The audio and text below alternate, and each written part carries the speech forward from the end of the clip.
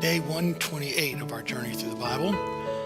We look at the book of Haggai and then later Zechariah. Haggai, as God's spokesman, encouraged the captives who had returned to Jerusalem to complete the reconstruction of the temple. This work had started shortly after the very first exiles had returned from Babylon in about 538 BC. But the building activity was soon abandoned because of discouragement and oppression. Beginning in 520 BC, Haggai and his fellow prophet Zechariah urged the people to resume the task. The temple was completed 5 years later, about 515 BC. Haggai is made up of 2 short chapters that contain 4 important messages from the prophet to the people. First, he called on the people to rebuild the temple. Secondly, he called upon them to remain faithful to God's promises. Thirdly, he called upon them to be holy and enjoy God's great provisions. And finally, he called upon them to keep their hope set on the coming of the Messiah and the establishment of his kingdom. Like those whom he encouraged, he probably had spent many years in captivity in Babylon before he returned to his native land. Haggai takes us back to one of the most turbulent periods in Judah's history, their captivity at the hands of a foreign power, followed by their release and resettlement in Jerusalem. Haggai urged the people to put rebuilding the temple at the top of their list of priorities.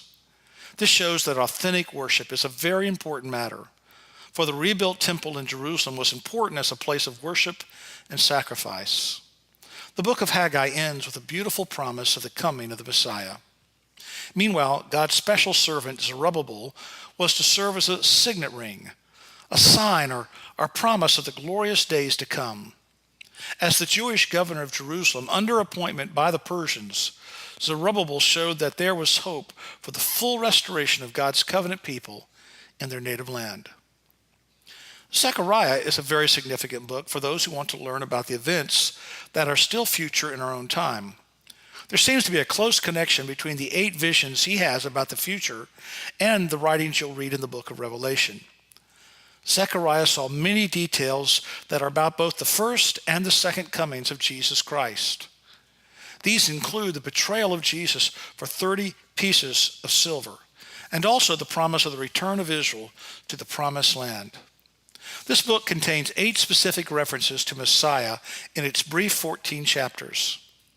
The 14 chapters fall naturally into 2 major sections: the prophet's encouragement to the people to finish the work of rebuilding the temple, and a vision of Israel's glorious future and the coming of the Messiah. Chapters 9 through 14 contain God's promises about this new age to come. It has a remarkable description of the manner in which the ruling Messiah will enter Jerusalem. We read in chapter 9, verse 9, "Rejoice greatly, O daughter of Zion. Shout in triumph, O daughter of Jerusalem. Behold, your king is coming to you. He is just and endowed with salvation, humble and mounted on a donkey, even on a colt, the foal of a donkey." One of the most startling verses is chapter 12, verse 10. "I will pour out on the house of David and on the inhabitants of Jerusalem the spirit of grace and of supplication, so they will look on me whom they have pierced, and they will mourn for him as one mourns for an only son, and they will weep bitterly over him like the bitter weeping over a firstborn."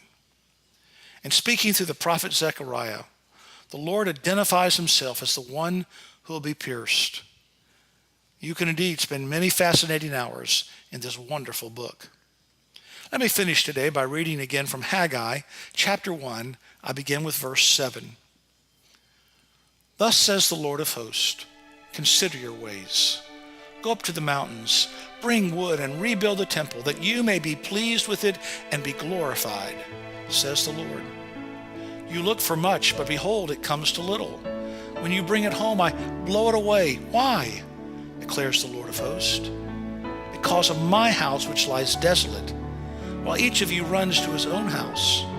Therefore, because of you, the sky has withheld its dew, and the earth has withheld its produce. I call for a drought on the land, on the mountains, on the grain, on the new wine, on the oil, on what the ground produces, on men, on cattle, and on all the labor of your hands."